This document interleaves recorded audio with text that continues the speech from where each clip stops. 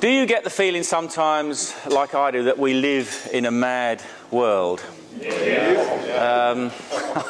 I'm increasingly getting it, I'm afraid. It seems to me now that the job of politicians is to apologise and explain why mad isn't mad. Their job now is to tell us why black is white and right is wrong, why wrong is right and down is up, and why mad is actually perfectly sane.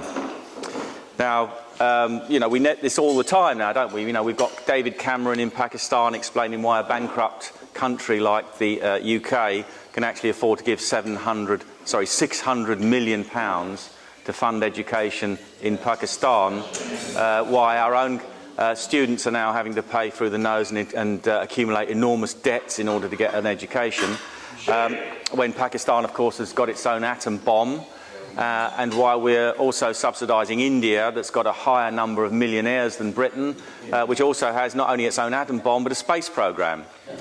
But that's perfectly sane, according to David Cameron and the political elite, that we should be doing things like that. But if we look at the Common Agricultural Policy, then we are currently running at a cost, if you'll give me a second, I'll find the right figure. We are running at a cost of about £16.7 billion per annum. Now, and this of course is because we are forced to buy more expensive food from continental farmers like the French and the Germans and the Italians than we could otherwise get on the world market.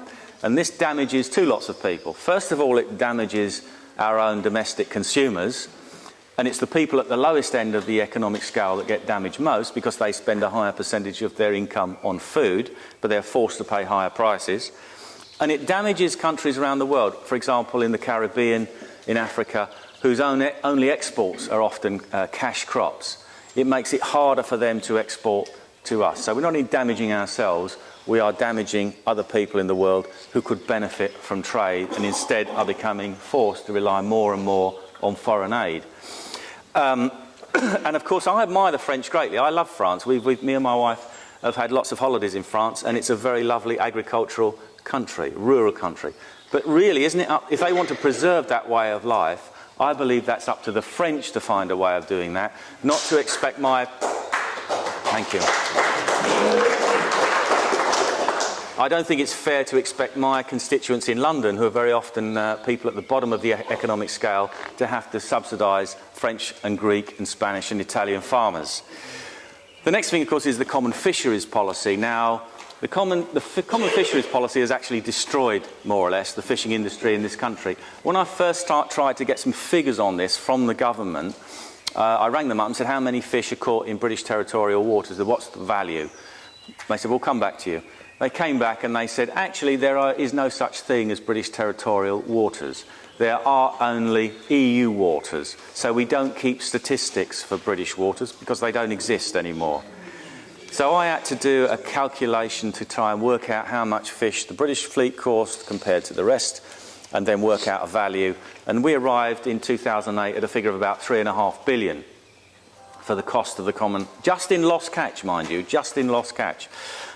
Since then I've looked at some other figures from the Taxpayers Alliance, who also work out the figure for the price of it really is about the price of fish this time, buying fish from other suppliers in the rest of the world, and we come to a figure of about £4.7 billion per annum. And that takes no account whatsoever of all the lost jobs in the fishing industry, the ancillary industries that used to supply it, the fact that people who used to be in the fishing industry had to be compensated. Many of them will now be on the dole. So we don't even know that figure. I'm giving you just the figure of lost catch and having to buy fish on the world market, about 4.7. But then we come to the really interesting one, which is over-regulation on business.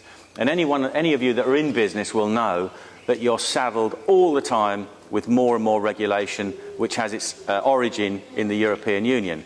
And in fact, I was at a meeting this week of something called the Consumer Credit Association, which I didn't know much about before I went, who are people who loan money to small borrowers, basically people who might loan £100 or £200 or £300 at a time.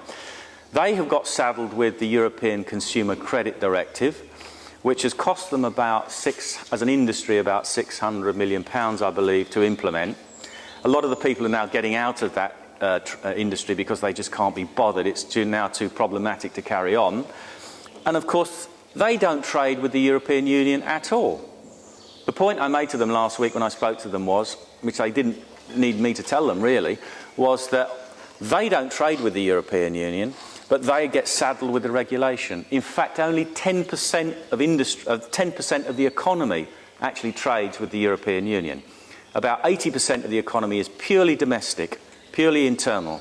About 10% trades with the rest of the world, about 10% with the European Union, and yet all of business gets saddled 100% with the regulation. Totally unnecessary. And why would you do it? If it's about trade and prosperity, you wouldn't need to do it. But if it's about creating a state, a political state, then you have to do it because everybody has to have the same law. But I think the democratic cost, in a way, is worse than the economic cost. Because one thing that the EU has done, as I think, is made our politics now operate in a kind of corrosive atmosphere of dishonesty, lies and misrepresentation. As I said right at the beginning, we now live in a mad world where they're trying to tell us that black is white and that the EU is a good thing when we know it's a bad thing. Westminster really is in a desperate situation, I'm talking about all the political parties at Westminster now, to still pretend that they are in control of our economy and in control of our lawmaking, when the reality is that they are not in control anymore.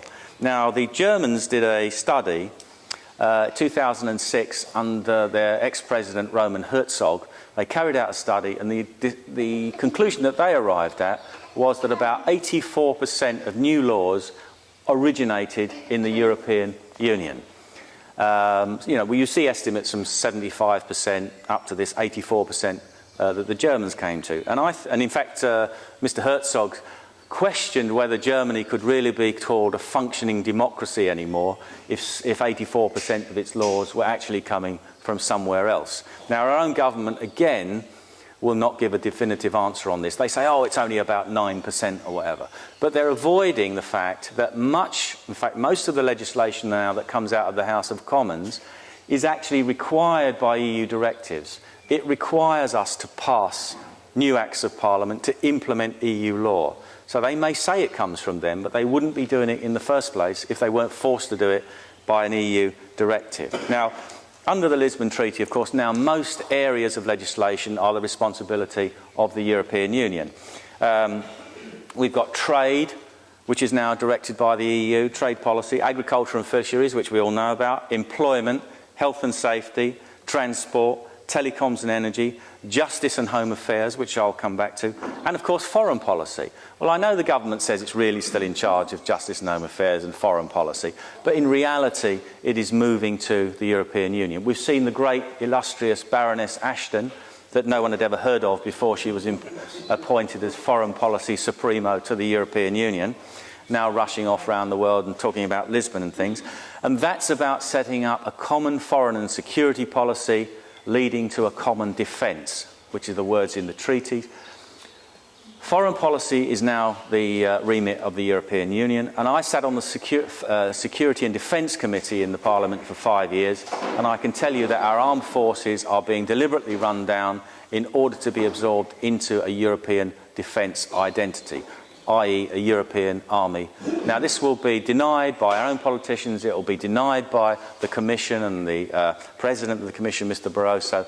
But if you go to meetings, if you sit on the committee and you ask prominent people what this is all about. In fact, I was at one conference where one member of the audience asked the panel, made up of the Foreign Minister of Bavaria, I think it was, Interior Minister of Bavaria, and a prominent MEP who's behind the reports that are written on this, asked him, is it really about an army? And they said, yes, of course it is, but we can't say that because the British get very upset about it and they're not ready for it. So it will be, but it will be in the future. What they're doing is absorbing our armed forces through common command and control structures, common procurement policies and common communication systems, which is why you've got the Galileo satellite system, which the EU is putting up at enormous expense, which is totally unnecessary because they can use GPS for free.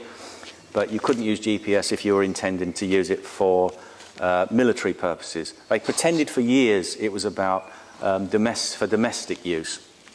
And only when they could find nobody to fund it, because obviously why would they when they can get it from free from GPS?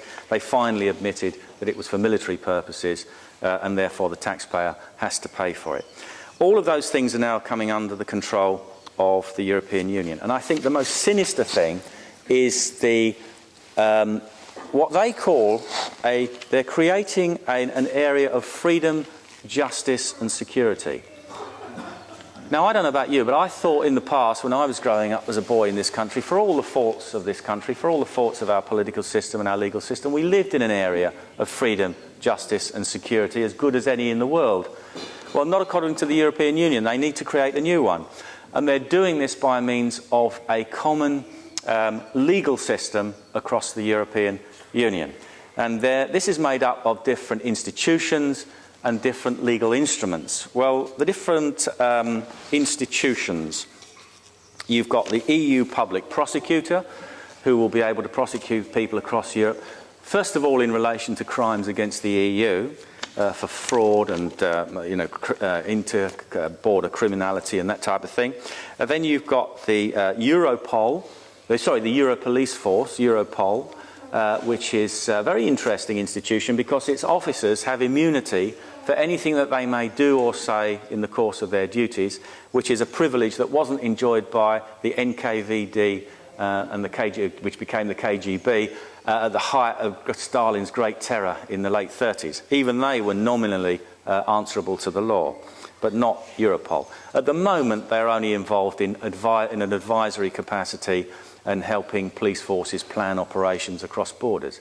But the head of the police college, Mr. Banfi, I think it was, I can't quite remember his name, who was, funnily enough, in charge of the police forces under in communist Hungary before the communist regime fell, has said it's only a question of time before they have to have executive powers. And of course, executive powers mean the power to arrest people and imprison them on charges. So that's the direction that we're moving. We've got the Euro Gendarmerie, which is the European Union's paramilitary police force, which is based in Vicenza in Italy, which we're not part of yet, but I think it's only a question of time when we'll become part of that. What do you need a paramilitary police force for? Well, what do you need a paramilitary police force for? To put down civil unrest, I suppose. What else would you use it for? When the population start to rebel and decide they don't like something. And of course, that was the way the old Roman army used to operate. When they put down rebellions, they didn't use British troops in Britain, they used Spanish troops in Britain, they used British troops in Spain. That's the way that they used to do it, so you didn't have any attachment to the people that you were actually trying to suppress. You have Eurojust, which is cooperation between the legal systems, and you have a European Police College, which I mentioned earlier, which is to train European police from different nation states, police forces, in how to operate under European law. Now, on the legal instruments which they've been bringing in since 2004, the first most prominent is the European arrest warrant, which I'll say a bit about later. You've also got recognition of common fines and confiscation orders, which means courts in one country can require another member state to fine somebody or appropriate their property. You have trials in absentia, which means that you could find that you're actually tried in your absence in another European court without even being aware of it, and then go straight into their prison system when they turn up with a European arrest warrant. And you have something called the European Investigation Order, which is now going through the process. This was very interesting because when the Conservatives came to power in 2010, one of the first things that they did, one of the first things that Theresa May did, was to sign up to the European Investigation Order. This was totally unnecessary, because what this is intended, there'll be a piece of legislation that will mean that one member state police force can contact another member state police force. For example, the Romanians or the Bulgarians could ring up the Met Police and say, we want you to investigate Gerard Batten. He's up to no good. We want you to confiscate all his files, his computers, we want you to put him under surveillance, we want you to tap his phones, all kinds of things. And the Metropolitan Police would be obliged to do that. Now, this is a draft directive at the moment, but you had the power to opt in or opt out. What the Conservative government could have said is, sorry, this is a step too far, we're not going to do it. They didn't. They said, yes, we'll opt in. And the reason given by Theresa May is because we can then materially influence the outcome. Well, you can't materially influence the outcome because this will be decided by qualified majority voting in the Council and the Commission. And once you've opted in, you no longer have the power to opt out. You will be stuck with whatever comes out of the legislative sausage machine. And that's what we're going to be stuck with. We don't actually know what it's going to look like yet, but the chances are it's going to be very much along the lines that I've just described to you. The European arrest warrant, which I've done a lot of work on, I wrote a pamphlet on this back in 2005. Just to briefly summarise, there are about 32 categories of crime that you can be accused of. Now, under English law, you have to be accused of a specific crime. Under the European arrest warrant, they're quite vague. You can be accused, for example, of swindling, fraud.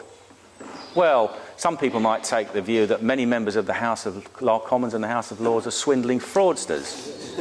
But they haven't committed a specific crime. Under English law, they have to be charged with a specific crime. And we've all seen enough episodes of Dixon and Doc Green and Inspector Frost and the Bill to know that the way it operates here is that the police investigate a crime. They gather evidence, and when they have a suspect, they arrest the suspect, take them to a court, and lay their case before a magistrate who decides whether to remand them in custody or on bail and sets a trial date. It doesn't work that way on the continent. In many continental countries, if an investigating magistrate thinks that you may be involved in a crime, they can imprison you while the crime is being investigated. So the cart comes before the horse. And you can be in prison for 6 months, a year, 18 months, while they investigate the crime. And at the end of that, you may be charged, you may be tried, or they may just let you go and say, sorry, we wasted your time, there's nothing to worry about, you can go now, after your life has been ruined by spending a great deal of time in the prison system. That's the way their systems operate. Now, I've sat for a few of these cases, very briefly, 3 main ones. The Andrew Symeou case, which you may be aware of, there was the Creep 5, and lastly, the Assange case, the Julian Assange case. Now, as a politician, I don't say people are guilty or innocent, I don't make a judgment about that. But I do think it's very important that you understand, that we all understand, that our laws are there and developed over a very long period of time to protect the innocent as much as convict the guilty. And I've sat in the court where the parents and friends of these people have been absolutely stunned to find out that the court has no power to actually look at the prima facie evidence. Well, they can look at it as much as they like, but they have no power to consider it when making their decision to extradite. They are not allowed to decide whether there is a proper case to answer against a person or not. They are obliged to extradite that person. In fact, it's not even called extradition anymore, it's called judicial surrender. Thousands of people have been extradited across the European borders on fairly minor crimes, but it isn't about whether it's a major crime or a minor crime. This is a red herring. It's about whether an English court, or for that matter a court in any member state, can look at the evidence against the accused person and say, yes, there's a proper case to answer. We will take this very big step of sending one of our citizens into the prison system and the court system of a foreign country. But of course they're not foreign countries anymore. It's all one big borderless state. Because this whole thing rests on this idiotic doctrine called mutual recognition, which means that we have to consider the courts of Romania, Bulgaria, Greece or anywhere else as being equally valid to the Old Bailey or the Royal Courts of Justice. There are no borders, there are no distinctions. If you are accused of a crime in another European country, you will be shipped off without your own courts having the power to protect you. And whose fault is that? It's not the courts. It's the politicians, and it's from all the 3 main parties who voted for this. The only people who opposed this, and I wasn't there when this went through the system originally, was UKIP MEPs. We are the only people who've actually opposed this. They are destroying our most basic freedoms under English law against arbitrary arrest and detention. I currently sit on the misnamed Civil Liberties Committee, Justice and Home Affairs. It's actually destroying our civil liberties rather than preserving them. We all know what's wrong. How do we fix it? I'd like to end on a positive note and play Prime Minister for the day. If I was Prime Minister for the day, what would I do? Probably a lot of the same things that you would want to do. First of all, I'd leave the European Union. No surprises there. We'd save billions of pounds in direct contributions, but we could free up the economy. Outside of the Common Agricultural Policy, we could revitalise agriculture. We could actually produce food for our own benefit. We could buy cheap food on the world market. We could have lower prices for our own people and help people in Africa and the Caribbean and places like that who want to sell us food. We could actually restore the British fishing industry. We could actually have a fishing fleet again. We could reclaim territorial waters. We could again lower the prices of fish to consumers, and we could have onshore industries to service those fishing boats. And the Royal Navy could actually have something to do as well in protecting those boats, no doubt from the extreme irritation of the Spaniards and the Portuguese who like to come in and hoover up the fish in British territorial waters. So I think it'd be a good thing all round. Most importantly of all, we could free up industry from over-regulation. We could strip out all of these thousands of directives that affect our businesses. And how are we going to get all our people back to work who are currently unemployed or on benefits because it isn't profitable for them to work? They can get more on benefits. Well, in actual fact, the biggest employer in this country is small businesses. I think it's something like 90% of people are employed by a small business. Well, if every small business was able to take on one other worker, I think you could quickly solve the unemployment problem and get a lot of people off the benefit system into work. We could completely revitalise this country. We could actually control immigration, because immigration policy, although we get an enormous amount of people from the European Union, also we cannot really control immigration from outside the European Union because we are moving to a common immigration and asylum system. And Michael Howard found this out about 2000, when was it, 2003, I can't quite remember now, 2005, when he was the Conservative leader. He wanted to introduce an asylum policy with a cap. He immediately got phoned up by the Commissioner Frattini's assistant, who told him, you can't do this because we decide what constitutes an asylum seeker. European Court of Human Rights will enforce that. And if you say a cap of 10,000, 10,001 will say that he's equally qualified and there's nothing you can do about it because we decide what the qualification criteria is. So we could control immigration again, and UKIP isn't against immigration as such, but it's, as you will read from my booklet if you care to pick up a copy, it's completely out of control. It's not now for the benefit of this country, it's for the benefit of the migrant. And we have to have a sensible policy based on what is appropriate for our country in numbers and also filling genuine gaps in the economy where they exist. So we can control that. We could stop giving aid to countries like India and Pakistan. My own view, and I think Tim shares it, is that we would say an end to all foreign aid. Most of it goes in the wrong pockets and ends up in Swiss bank accounts. It doesn't help the people it's meant to help. And what I would say to people is there's nothing wrong with foreign aid at all. And if you think it's a good idea, you write a cheque and you send it to the government of the country that you think needs that money. Everybody has an individual choice to be able to do that. And I think, in short, we could actually get Britain run again for the benefit of the British people rather than for the benefit of the European Union and for the benefit of other countries around the world. What we need to do in this country is restore sanity, which is a free, independent, self-governing country that wants trade, friendship and cooperation with Europe and the rest of the world, and not to be run in a foreign political state, which is the European Union, a United States of Europe. Thank you.